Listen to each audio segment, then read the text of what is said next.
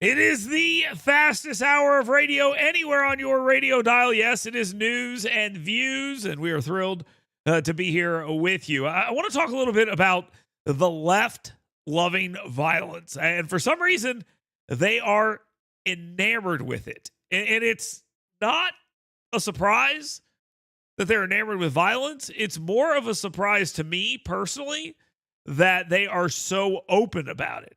Like, you would think they'd be like, maybe hide their hand a little bit. No, they're open about it. And I got some clips for you here where they're just basically calling for violence against Tesla and Elon Musk. They don't like him, obviously.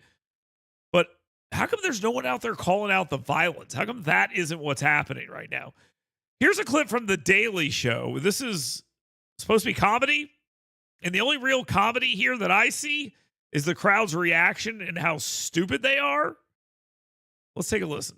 Jim, they're taking to the streets or the parking lots. Tonight, the FBI and ATF now investigating multiple cases of possible arson targeting Teslas and Cybertrucks. This dramatic video shows multiple cars in flames. Police say the attacker used Molotov cocktails. It's the latest in more than a dozen instances of arson and vandalism targeting Tesla. The same suspect shot more Teslas with a gun. Tesla Cybertrucks were set on fire in Kansas City, and earlier this month, shots fired at a Tesla dealership in Oregon. Cybertrucks on fire in Seattle.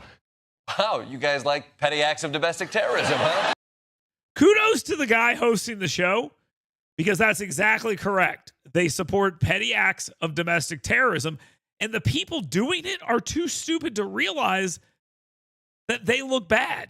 They're the villains here. They think they're the good guys because they're laughing and yucking it up. I asked this question knowing the answer. Why aren't Democrats coming out and talking against this? Well, the answer is because they support it. And that's not me saying it. It's them. They say they support it. Believe it or not. Politicians.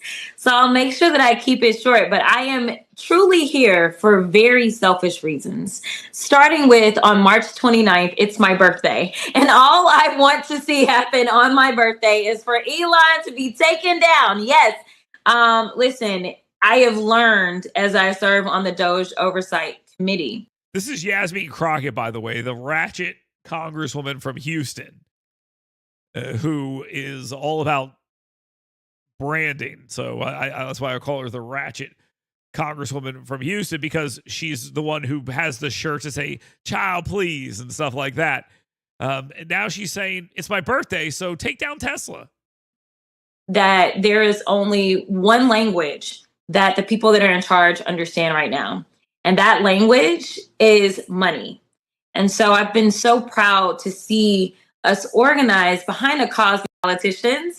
Yeah, the cause of being violent monsters is the cause that she supports. She's in favor of that. And there are people on cable news calling this out. I got two of them here. Scott Jennings, the hero of CNN.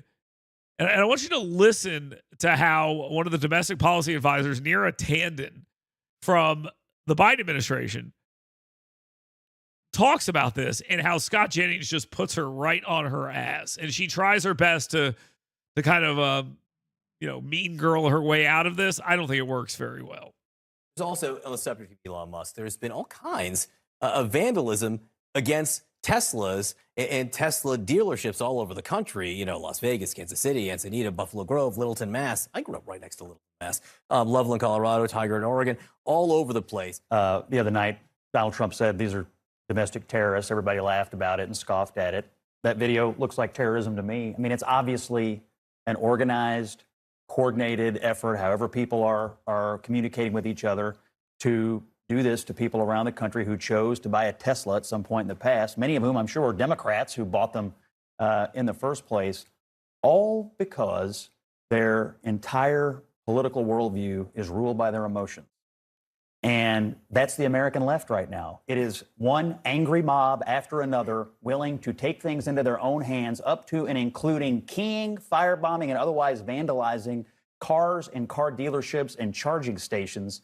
It's outrageous. It is terrorism. People ought to be put in jail and left there for a very long time and be taught a lesson. So this right here, what's going on with a guy who helps our country, who runs successful companies, who doesn't have to be doing this, And now one of his companies is under systematic terroristic threat and violence all over the country, and people seem to be laughing about it or fine with it. It's outrageous. I've sat at this table and had people say, we should cut Elon Musk from the government totally. He rescued our astronauts today. Is that what we want? The treatment of this guy is outrageous. 100% right. They clipped out her part, and who cares what she has to say, but they clipped it out. But what she was saying in that case is, you're overreacting here. It's not that big of a deal. And he says to her, no, it is a big deal. Yeah, you guys are being openly violent, and that's a real problem here. Knock that nonsense off. And they try to make excuses. Kevin O'Leary from Shark Tank also drops a hammer on these people, and it's good to hear. Back to point one. When you set a car on fire, you should go to jail. You're a criminal. Any car, I don't think we have to actually. talk about it not in any just other Tesla. context. And all those cars have cameras in them, and those dealerships have cameras. You're beyond being stupid when you do that. You're going to go to jail, and you now have a government that just got their mandate. They can't wait to find idiots that do this. You're going to spend 5 to 20 years in prison. If they get them on terrorism, which I think is a stretch, they will have no parole, no shortened sentence. They'll rot in hell in prison for 20 years. Now, at the end of this, the host would come on and say, oh, well, hold on one second. Maybe what about all the people protesting? This isn't protesting. This is terrorism. And it's nice to see some people calling out, even though the people around the table can't understand. People are going to understand this eventually. It's going to get out of hand. People are going to get hurt. People are going to die. That's coming. I promise you that. That's coming. Be aware of that, because we're going to see it. Coming up next here on this program, here's what you can see. State Senator Sam Gavan. He'll be with us right here next on News and Views.